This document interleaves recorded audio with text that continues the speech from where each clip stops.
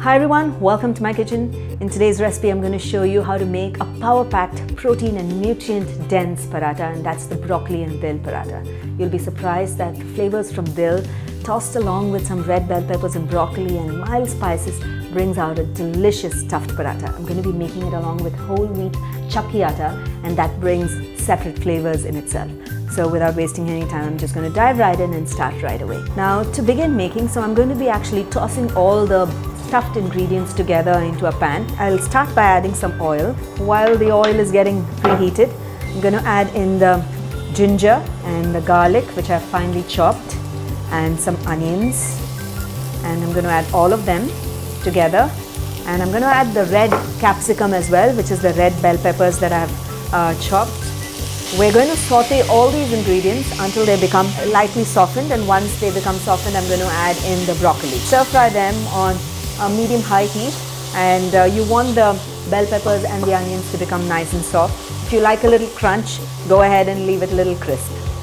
So now that the onions and the red capsicum has slightly softened, I'm going to go ahead and add the broccoli because it needs to cook as well. So I've noticed that I haven't added any salt as yet, and a lot of times when we add broccoli and the onions and capsicum and we add salt, it gives out a lot more liquids. So I'm going to be adding the salt a little while later, and also going to be adding gram flour to hold the whole stuffing mixture together. I'm going to increase the heat to high, and we'll stir fry it on high heat. We really don't want to roast it too much and then reduce the nutrition of the vegetables that goes in here, right? We just want to lightly toss it. Broccoli doesn't take a long time to cook. So now that the broccoli is slightly softened, it's about a minute, and I'm going to add in all my ingredients, which is turmeric powder. I'm going to add in some salt, some red chili powder, the besan, which will actually absorb all the moisture from your for the stuffing and make it a little more dense, and the dill leaves. Dill leaves are extremely nutritious. It's packed with antioxidants, vitamin C, and lots of other things, and adds great taste to the food. Do try adding dill leaves to a lot of your dishes as well, like rice, pulavs. You want to make like a dill leaf rice, just like you make a lemon rice, toss it with some peanuts, and it tastes really nice. Okay, so now notice the mixture is getting thicker, the water is getting absorbed by the besan because we added. We'll allow the besan to sort of blend well into the mixture so it doesn't taste raw when we actually put it in for stuffing. Okay, so that's very important. So I'm just going to ensure that it becomes a little more dry, and the besan has sort of combined itself well into the stuffing. Now that is done, notice that I haven't added any other flavors like garam masala or amchur powder or anything, because I want the fresh flavors from the dill, broccoli and red capsicum, all of them to just come through really nicely. So this is done. What I'm going to do is to turn off the heat, and I'm going to knead the atta, my favorite chakki atta, into a dough, and then we'll do the stuffing and cook the paratha. So now to begin making the atta, I'm going to sort of measure the chakki atta into a bowl and make my atta mixture. I'm going to add in some salt. Atta always needs some salt. I'm going to add in the salt, mix it up a little bit, and then add little water at a time and knead to make a nice smooth dough. Chakki atta is an ancient technique wherein the flour, the wheat was essentially ground in stone mills. I remember when I was small, my mother used to actually buy wheat.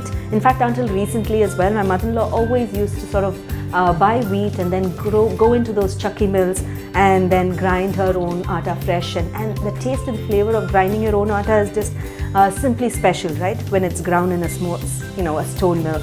But nowadays, I do find that there's good quality premium chakki atta that is available in the markets, and it's so convenient when you know that you don't have to go to a stone mill and buy the wheat, and when you actually make rotis every day, it's really convenient to use the chakki atta that you get in the market. I really like the quality of this which I'm using today.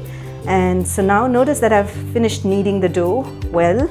And I always like to sort of top up my atta dough with some oil so it feels non-sticky. I don't add it in the beginning, so I usually add it in the end and then knead it to make a nice soft and smooth dough. So because when I roll it, the dough is really smooth and it's easy to roll out a paratha. Okay, so I'm just going to knead it for a few more seconds, And then we'll begin stuffing our paratha and cooking them. So now that this is done, I'm going to actually divide this into portions, and then I'm going to stuff the mixture. It's going to be little large lemon-sized balls. I'm going to keep this aside, bring the stuffing mixture, and then begin to roll out our parathas. So I'm going to quickly dust the surface with some atta, right? So I typically, or you can keep some atta in the plate by the side, but whichever way you're convenient with. So I'm going to quickly dust the dough in the atta and then roll it just a little bit, about 3 inches diameter. I want it to be thick, don't roll it out too thin because you want the stuffing to sort of stay inside. I'm going to take a portion of the stuffing. I really like to use a lot of stuffing in my parathas, right? Because I want the vegetables to be there. I want the taste of the vegetables. It's not that it's just only atta that I'm tasting in the mouth, but it's also the stuffing, right? And that's what brings a taste to a delicious paratha. So I'm going to take it and I'm going to bring it all together, remove any excess atta which is on the top, can be reused into your making other parathas. Okay, and I'm going to press it, dust it in flour a little bit so it doesn't stick. And the most important thing when you're rolling out stuffed parathas is that sometimes the fillings will come out, and don't even worry about it, right? Because that sort of gives a very rustic feel, and that shows that you have given like a good amount of stuffing to your paratha. So I'm going to lightly press. Don't press too much, just lightly roll the rolling pin over this, and that's it. So the moment you start seeing some of the stuffing showing out, that means the amount of rolling that you've done is actually enough for that side. Okay, so that's it. So this is done. I'm going to go ahead and roll the other parathas the similar way, and then we'll go ahead and cook it. Okay. So now that I've rolled up, I'm ready to cook them. I've preheated my tawa, and I'm going to cook them with a little bit of oil. You can also use ghee. And we'll first flip them by cooking dry for a little bit, and then once it's done, then we'll smear some oil or ghee and then make the parathas. Slight spots to appear, when they're partially cooked, you start getting these slight spots of that they're getting cooked, little brown spots, okay, and they won't feel sticky anymore. So when you know at any point they're not sticky and it doesn't feel raw, at that time I'm going to add in the oil.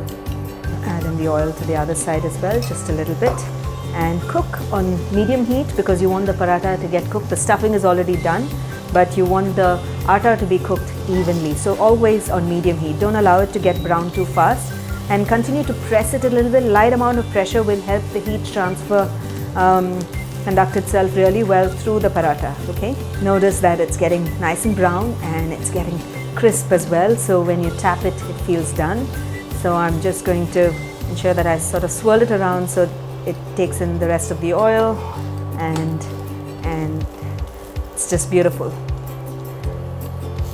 This is done. So I'm just going to go ahead and cook the remaining parathas and then serve it along with some tomato onion raita, which I'm going to show you how to make. It's really quick and simple, and it's one of my favorite raitas to have along with a paratha.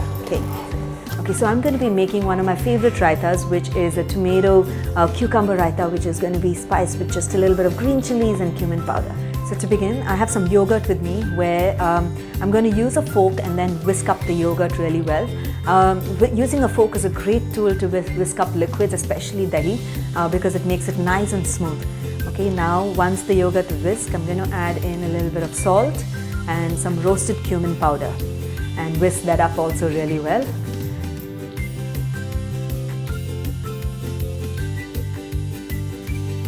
And I'm going to add in the tomatoes, lots of them, and this is finely chopped cucumber. And if you want, you can add onions as well to this raita. It's purely your choice, but I'm just going to leave it just like that. Just going to mix it up and serve it along with this broccoli and dill stuffed paratha. This is one of my favorite combinations. You must try it out. Okay, I'm just going to keep this aside, and you can also add some chopped coriander leaves if you want to on top of this. And if you're serving it for guests, sprinkle some jeera powder and red chili powder on the top, or place like a sliced green chili, and then you'll be all set.